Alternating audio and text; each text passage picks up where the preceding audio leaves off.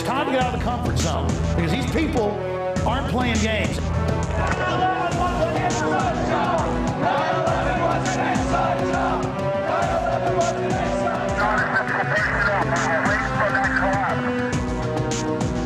We're going to organize. Humanity's going to come together.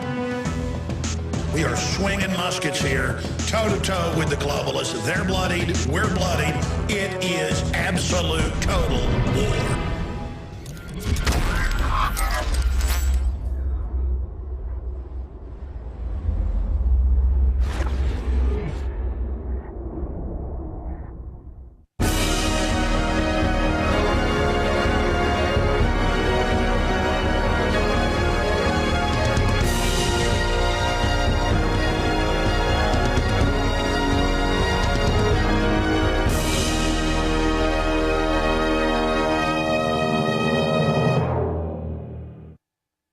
It's independent, it's teleprompter free, and it's coming to you from deep in the heart of Texas and going out worldwide. It's INFOWARS Nightly News. It is Monday, January 23rd, 2012, and we have a military officer and, well, really a very informative writer, Pete Kofod, joining us after the break that's coming up. Dealing with the fascist takeover of the United States that is taking place. So stay with us for that interview. It certainly ties in with the big TSA news concerning Rand Paul. But that's coming up in a moment. First off, the big news. And I interviewed a member of the European Union Parliament today concerning this on the radio show. European Union agrees on Iran oil embargo. That's right, and it pretty much kicks in today. No new contracts with any EU member of the European Union from any government. No one is allowed to buy oil from Iran. Iran sells more than half of its oil and then imports the gasoline back into the country. It's one of their main sources of funding. And Iran, via their official state television, has vowed to block the Strait of Hormuz, which the United States and NATO have said would be an act of war. The problem is that it's also an act of war to shut off a country's oil sales, an embargo. So things are certainly escalating big time on that front. We'll continue to watch that as it develops. Now, this morning at about 10 a.m. Central, Kurt Nimmo was the first person to notice it at INFOWARS.com. In fact, later we can show you DrudgeReport.com, where they've got a lot of the big reports on a wide spectrum of issues concerning the TSA posted right now. But Kurt Nimmo, got to give him credit, was the first to notice the Twitter feed of Congressman Ron Paul, who'd been contacted by his son via cell phone to let him know that he had been detained by the TSA. I was later able to talk to some of the people involved in Rand Paul's office, some of his crew, and they confirmed that he had later, after 2 hours, gotten on a plane and was able to get back to D.C. Now, if you click on the black link there that says Homeland detains U.S. Senator, you can read our article with Congressman Ron Paul's comments on it, calling it an out-of-control police state with the TSA basically groping the population of this nation. He called it a police state in this country that is growing. Growing is the key word, like a cancer, out of control. But the issue here is, within about 30 minutes of INFOWARS posting this, we saw hundreds of other publications pick up on it and begin to say, like in the case of the New York Times, Ron Paul and Rand Paul are wrong. The TSA basically didn't detain Rand Paul. Now, this is the same TSA that over and over again gets caught lying, saying that there's no radiation in their scanners and that John Hopkins had signed off on it when they hadn't, or that they'd quit groping children under 12 and they never stop and they never quit, or that, oh, we're not groping little old ladies, and then later when they get sued, they have to admit, okay, they were actually strip searching them. So this is a group that lies continually, but when a senator like Dr. Rand Paul comes out and talks about what happened to him. Within minutes of it breaking, the corporate whore, New World Order, dinosaur media comes out and basically implies that he is some type of liar. On top of all of this, it turns out that when a senator is going to Washington to vote, he cannot be arrested except for issues of treason. And here is from the Article 1, Section 6 of the Constitution. The senators and representatives shall in all cases, except treason, felony, and breach of the peace, be privileged from arrest during their attendance at the session of the respected House and in going to and returning from the same. It's basically diplomatic immunity so that people can't trump up charges on them to stop them from being able to vote on a key piece of legislation. But if you expand on this, I have an article here out of the Daily Caller that was able to interview Senator Rand Paul, and he says that he was going through the scanner and it beeped. And then he said, look, I don't have any metal on me. Let me go back through it. And they said, no, you've been selected for a random check. And this has happened to me as well. To make you feel like you've done something wrong, the metal detector itself beeps.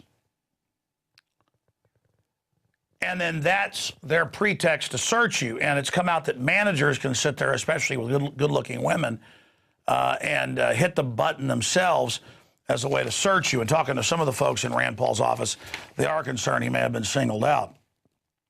But he goes on to report that he was shouted at and told, well, the quote was, I was barked at, do not leave the cubicle. And this went on for upwards of 2 hours, and he was told that he was detained. So he was basically under arrest in America. And now the White House has come out and said the TSA did a fabulous job, and we really support what they're doing. White House sides with TSA and Rand Paul standoff, as if President Obama or any of the White House criminals ever go through the slave training that goes on at these facilities. Continuing here with the TSA news, we're now seeing articles coming out from establishment outfits like Gawker saying that he is full of crap, well, they say full of shit, with absolutely no proof, because everybody knows the TSA never strip searches, never gropes children, never rips colostomy bags off people, never abuses anyone.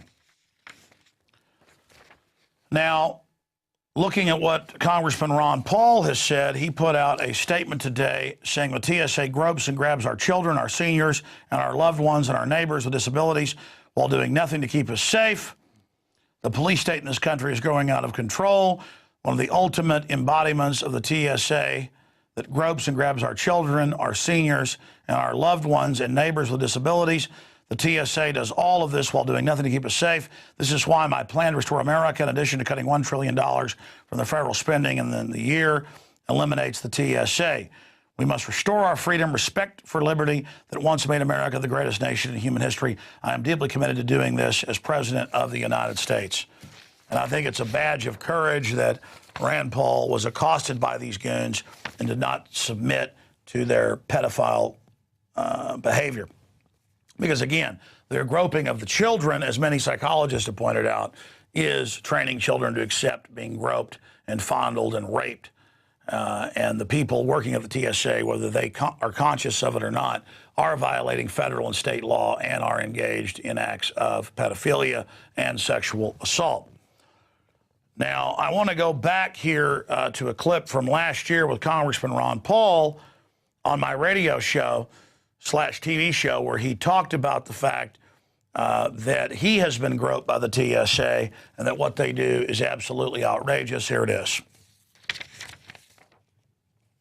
Moving to the next subject, this radio show a month ago launched the exposure of the TSA with the new enhanced pat-down, kind of like enhanced interrogation, is torture. This is molestation. Now they admit they're sticking their hands in people's pants. Pistol tried to deny it yesterday when he was on ABC, but they reported that ABC reporters are having them stick their hands down their pants. I have witnessed men touching babies' crotches, so this is now confirmed, and I believe this is a catalyst for the eruption of the anger that the American people already have. Doesn't this violate the 10th Amendment? What are minimum wage federal employees doing, groping everybody? I mean, how did we go this far? You know, it's hard to figure out. Who would have ever believed this?